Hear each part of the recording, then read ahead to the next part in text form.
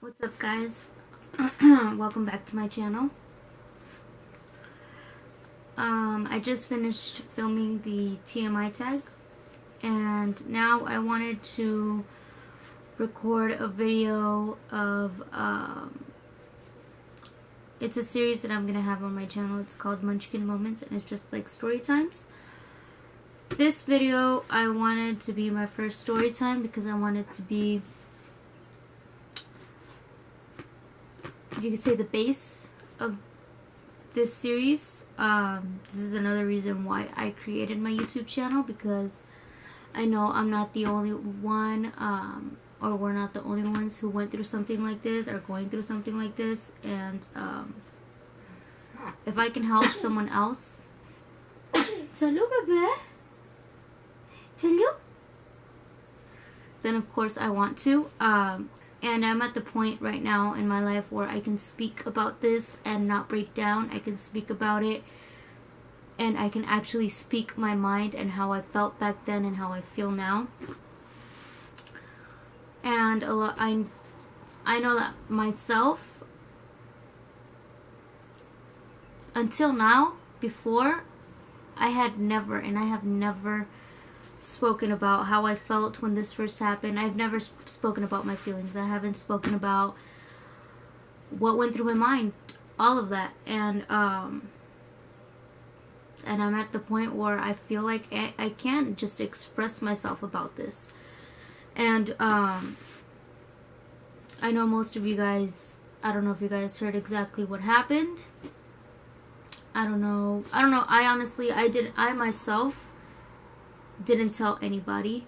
It was Jonathan, my mom, everyone else did me the favor. I just couldn't. And I have some stuff also that I'm sure some of you guys might want to see, and I just feel like this might be something that can help someone, and also our family might have questions, and I might answer some of those questions in this video that you guys might have not wanted to ask, because this isn't a topic that you just want to open up to someone, right? So let's just get into it. This is a video of the time that, the day that we found out about Melody's passing and how that day actually went. So, on January 14th of last year, we had an ultrasound. Now this was the first ultrasound we were going to see of her. So we were obviously super excited, and this ultrasound we were going to find out the gender. So we were super excited. Now at the time, we worked in Seattle. We all worked at the same job, my mom, Jonathan, and I. We worked at a retirement home. We were all cooks. And our job was in Seattle. So I had that day off. But I went with my mom and Jonathan because we carpooled with her. And I just went with them because my appointment, they had talked to our boss, and our boss had given them both a half day. Basically, they were gonna get off early so they can go to appointment with me. Now the hospital and the clinic that I went to are both like basically around the corner from that job. So I went with them because it was kind of pointless for them to have to get off extra early off work just to come pick me up, just to go way back, you know. So I just went with them.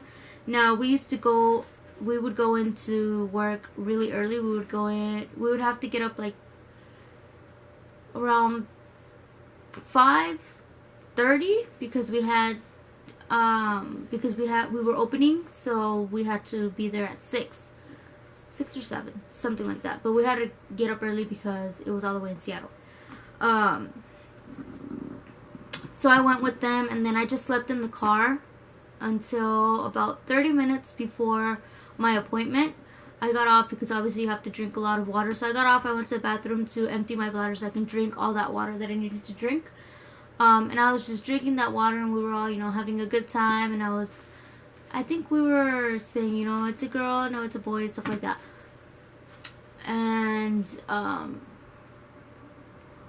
So we left, we went to the hospital, and then we went up to the x-ray room, and my bladder felt like it was going to explode. I had to pee so bad.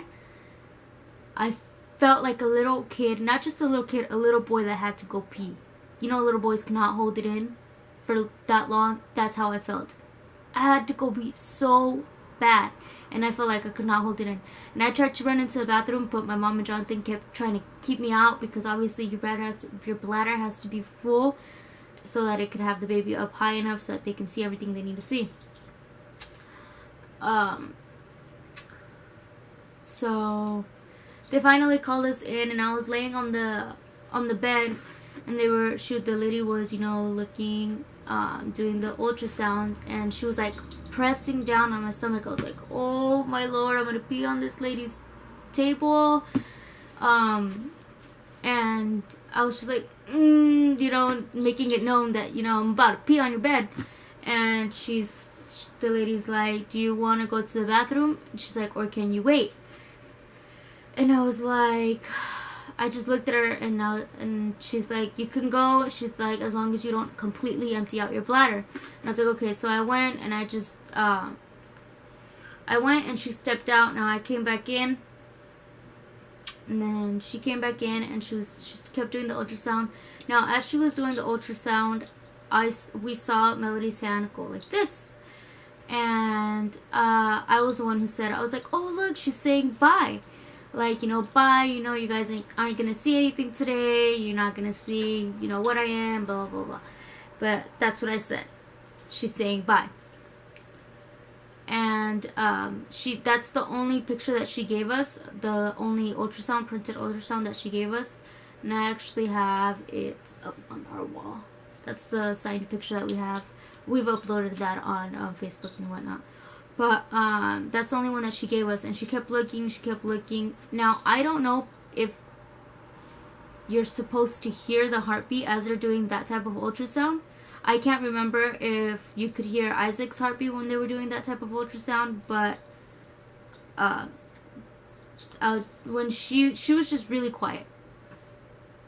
And she just kept looking and looking and looking. And then she's like, I'm going to go ask the doctor about something because there's something that I can't find. That's all she said. Now, nurses obviously can't tell you anything. They can't tell you anything. It has to be the doctor to tell you. So, at that point, I thought, oh, maybe, there's maybe something wrong with the brain. There's something wrong with the organs, something like that, I never thought that she was gone because of the fact that I saw her hand wave. So I was like, okay, I saw her move, so that's good, but what can't she find? So my appointment, because I wasn't going to see an OBGYN. I was seeing a midwife. And my appointment with the midwife wasn't until, I think, like maybe an hour to an hour and a half after the appointment that I had with my ultrasound. It was that same day, but it was later on in the day. And so the nurse comes back in, and she's like, okay, I'm gonna send the ultrasound over to your midwife, but I need you to go see your midwife right away. Like, leave from here straight over there. Now, they were like basically across the street from each other. So when she told us that we had to go to the OBGYN, when she told us that we had to go to the midwives right away, that's when I was like, okay, something's really up, because our appointment wasn't until about an hour after we left from there that we had to go to the appointment. So we went, and I was getting a little worried, but I wasn't letting it get to me. So, like I said, they were like basically across the street from each other. That they're that close. So we went, and usually when we go to the midwives, as soon as we would get there, they would call us back to the room right away, and we wouldn't even wait 5 minutes in the room before they would come in and start to attend us. Um, but that day we got there and they were already waiting for me. And as soon as we got there, they took me right back to the room. But they took forever to come into the room, to talk to us. Like, I mean, a long time, at least 20 minutes. So, and while we were waiting for them to